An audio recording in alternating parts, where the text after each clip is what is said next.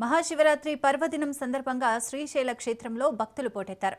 నల్లమల గిరులన్నీ శివనామ స్మరణతో మార్మోగుతున్నాయి. తెల్లవారుజాము నుంచే భక్తులు బ్రహ్మరాంబ మల్లికార్జున స్వామి వారిని దర్శించుకుంటున్నారు. ప్రభుత్వం సాధారణ భక్తులకు అన్ని ఏర్పాట్లు చేసిందంటున్న ఆలయ చైర్మన్ రమేష్ నాయుడుతో మా కర్నూలు ప్రతినిధి మధుసూదన్ ఫేస్ టు ఫేస్. ద్వాదశ జ్యోతిర్లింగ క్షేత్రం అష్టాదశ శక్తిపీఠమైనటువంటి శ్రీశైలం మహాక్షేత్రంలో మహాశివరాత్రి బ్రహ్మోత్సవాలు అంగరంగ వైభవంగా జరుగుతూ ఉన్నాయి. మహాశివరాత్రి బ్రహ్మోత్సవాలకు సుదూర ప్రాంతాల నుంచి వచ్చే భక్తులకు ఎలాంటి ఏర్పాట్లు చేశారో మనతో మాట్లాడేందుకు ఆలయ చైర్మన్ ఉన్నారు. సార్ చెప్పండి, భక్తులకు ఎలాంటి ఏర్పాట్లు చేశారు? ఆల్మోస్ట్ అన్ని రకాల ఏర్పాట్లు పూర్తయ్యాయి. ఈరోజు మహాశివరాత్రి 2 గంటల నుంచి సామాన్య భక్తులకు దర్శనం స్వామివారిని కల్పించడం జరుగుతున్నది. అన్ని క్యూ లైన్లు కూడా త్వరగా దర్శనం జరుగుతున్నది. నిన్న ఒక్కరోజే 101,800 మందికి దర్శనం కల్పించాము. ఈరోజు 150,000 మంది స్వామి అమ్మవారిని దర్శనం చేసుకుంటారనే లక్ష్యంతో దానికి తగ్గట్లు ఏర్పాట్లన్నీ పూర్తి చేయడం జరిగింది. పాగాలంకరణ జరుగుతుంది. ఏ క్షేత్రంలో లేని విధంగా ఆ పాగాలంకరణ కార్యక్రమానికి ఎలాంటి ఏర్పాట్లు చేశారు? పాగా అలంకరణ రాత్రి 10 గంటల నుంచి 11:30 గంటల వరకు జరుగుతుంది.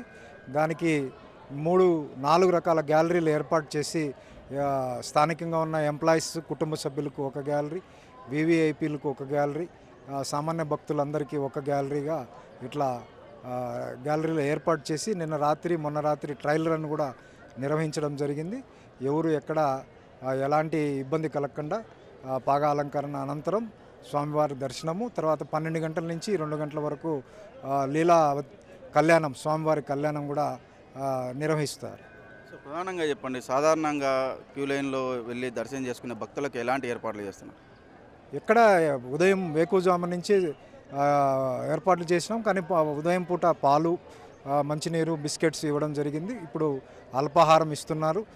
ఎక్కడ కూడా ఎక్కువ సమయం హోల్డింగ్ లేకుండా త్వరితగతిన దర్శనం కావాలనే ఉద్దేశంతో క్యూ లైన్ కంటిన్యూగా మూవ్ అవుతున్నది. ఇక్కడ 4 క్యూ లైన్లు కూడా ఎక్కడ ఎలాంటి ఇబ్బంది కలగకుండా త్వరితగతిన జరుగుతూనే ఉంది.